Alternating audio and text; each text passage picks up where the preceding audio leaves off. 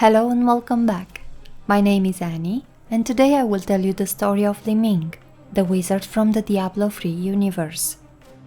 Li-Ming was born in Xiansai, an island in Sanctuary's northern hemisphere. The Firefly novel follows her story after her arrival at Sanctuary. Before arriving to Sanctuary, we learn about the so-called miracle of the Heron River Valley. It had been months since the last rains, and the Heron River dried up. The field had gone dry and brown. Li-Ming searched for the water. She drew it from the pools deep below the ground and gathered the last thin stream that she could find. She took it all and cast it into the wind and created a storm. The air grew wet, the mist crept down from the mountains. The mist became a drizzle, the drizzle a shower, then a downpour. The earth drank it all, and the Heron River flowed again. After the rain came and went, the months that followed saw the drought return, and worse than before. The people pointed their fingers at the wizard who had brought the rain, putting all blame upon her shoulders. Those who had praised her demanded she'd be sent away. Her father and mother agreed. At the age of 7, Li-Ming travels across the desert to study at the Yshari Sanctum located in Caldeum, the headquarters of the mage clans. The Sanctum stands as the greatest symbol of mage power and unity since the golden age of magic. The powerful sorceress Isendra found Li-Ming in the courtyard fighting free of the apprentices. She brought her to Valthek, the High Counselor of Yshari and master of the mage clans of the Yshari Sanctum. The girl was fascinated by the things around her, the books on the shelves, the rows of bottles that were filled with strange liquids and powders and arcane devices. Her clothes were torn and dirty. She could have passed for one of the roaming beggar children who preyed upon rich merchants in the Caldeum bazaar. Her long dark hair was a tangled mess, dry and brittle, and as caked with dust and mud as the rest of her. Her skin was browned by the sun, and her lips were crackled and peeling. When Valthek asked her who she is and where she came from, she boldly claimed that she's a wizard, not a girl. The term of wizard was normally used as a title for the most notorious mages in history, whom common people spoke of in fear. To prove her words, she made a demonstration in front of Isendra and Valthek. She conjured fireballs that leaped to the ceiling and levitated all the books in the room, making a throne out of them in which she sat in. After showing up her power, Valthek was not impressed. Her attitude was bold, and she was overconfident. "I can do more. Someday I mean to be the greatest wizard of all," she said. Li-Ming told them her story and her deeds at Heron River Valley, the miracle. Isendra was incredulous. No child could have done that, but Valthek knew that it was true. Li-Ming asked Valthek to teach her. She only wanted to help people. Valthek refused, but Isendra, looking at the girl and seeing a little of herself in her, said that she can teach her. "I do not want you. I want the old man to teach me," Li-Ming said. Valthek gave her no options. Isendra was one of the best though. His offer was simple. Either accept Isendra's proposal or leave the sanctum. As a side note, Isendra went to war against the Lords of Hell. She was peerless in her ability, and her knowledge of elemental magic rivals Valthek's. She was almost unequal to Valthek's powers. After that, Li-Ming accepted and started her training. Isendra embraced her role in teaching Li-Ming. She became a mentor to the girl, and Li-Ming gained a deep respect for the sorceress. But Li-Ming quickly exhausted the extent of Isendra's knowledge. Their relationship changed, and Li-Ming began to treat the sorceress as an equal rather than a teacher. Isendra was changing too. She was far too permissive with Li-Ming's behavior. With nothing to learn, Li-Ming followed the vein of curiosity that had always driven her, and that was when the trouble started.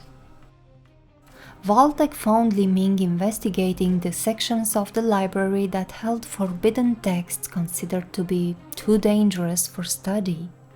He decided to take over Li-Ming's training against Isendra's protests and put a watchful eye over her. He tried to introduce structure to Li-Ming's life and present a course of study that would turn her interests towards more acceptable pursuits. Without the responsibility of teaching Li-Ming, Isendra had little to keep her at the Yshari Sanctum, and she spent few of her days here. She remained a great friend, however, and Valthek always found her advice to be invaluable. When the three were reunited several years later, Isendra had settled into life away from the sanctum and away from her former student. Early in the reign of Emperor Haakon II, the summer should have given way to the cooler days of fall and winter, as summer always had. But after a year had passed, the sweltering heat remained. The desert swallowed villages entirely. Another year passed and summer showed no sign of ending. Valthek sent a message to Isendra asking her to investigate the possible causes for the weather. He took Li-Ming and set off from Caldeum, going into the desert to see what they could discover themselves. But several months after they began the journey, they were returning home with more questions than answers. Li-Ming had grown into a young woman by then. The traces of girlish innocence had faded away, and she was now often possessed of a serious expression. Li-Ming had many talents, but her greatest was in the reading of magic. She was a perceptive girl, and finding the hidden structures of spells came to her with ease. She could smell, taste, see, and feel magic. She believed that something was consuming the desert and that the endless summer was guided by some mortal hand or another great power. The town of Lut Bahadur, situated at the base of Caldeum, was dying. Upon their arrival, Li-Ming used her magic, found water deep below, probably from an underground river, and diverted its flow to fill a well, trying to save the city. Valthek disagreed on her actions, pointing her that their goal was to meet Isendra, that they were here only to observe and ask questions. The stubborn Li-Ming wanted to build a new windbreak and repair what has been destroyed by the sandstorm, but Valthek refuses. He reminded her of her failure at Heron River Valley. He told her that she cannot create from nothing, that to solve one problem, you create 10 more. In the middle of their argument, Isendra came and she agreed on Li-Ming's measures. During their conversation, Valthek accused Isendra of being reckless and taking Li-Ming's side. He forbid her to take any actions, but Isendra ignored his warning and went on her way. Few months after the incident, Li-Ming wakes up Valthek in the middle of the night. A great spell was cast to the east of Caldeum. It was Isendra.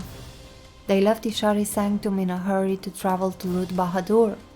At their arrival, the city was quiet, but even though outside the city the air was warm and dry, inside the city the air was cold.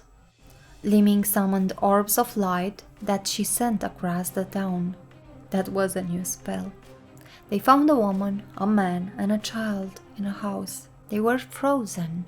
Li-Ming recognized Isendra's magic pattern. Isendra tried to take the heat from the air to make it cool, but she lost control of her spell. The cold broke through and the air froze. She was not strong enough.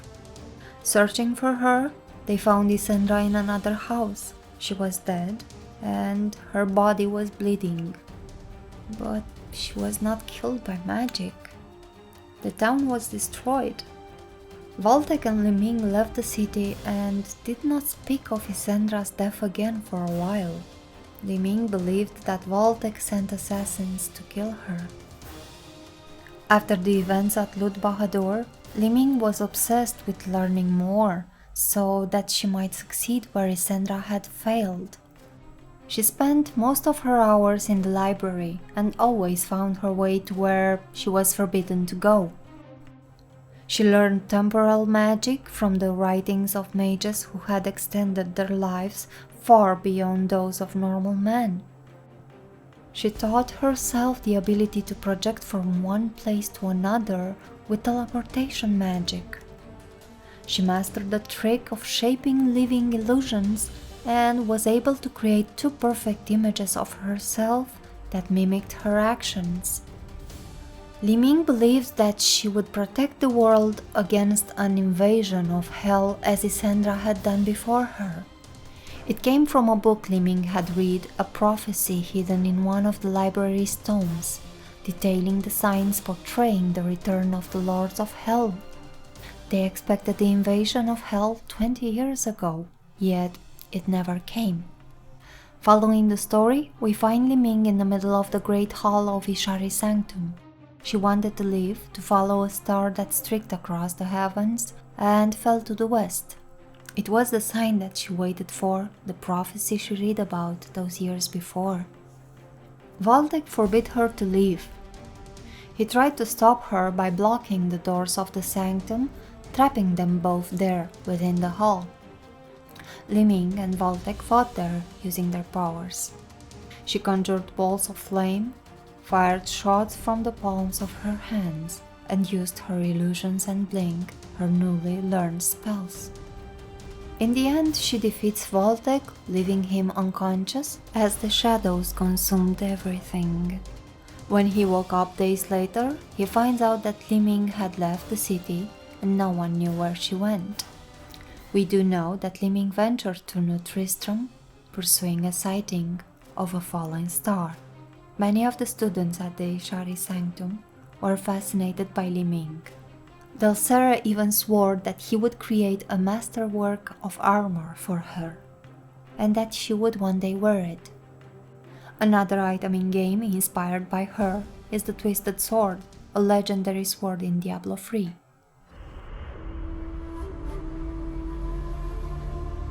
Since my youth, I have been told that I was special.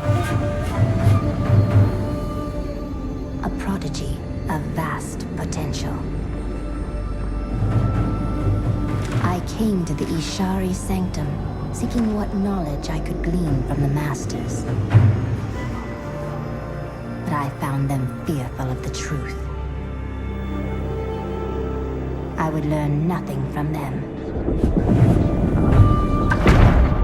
But the old books, the prophecies they contained, showed me all that might come to pass, and all that I might become.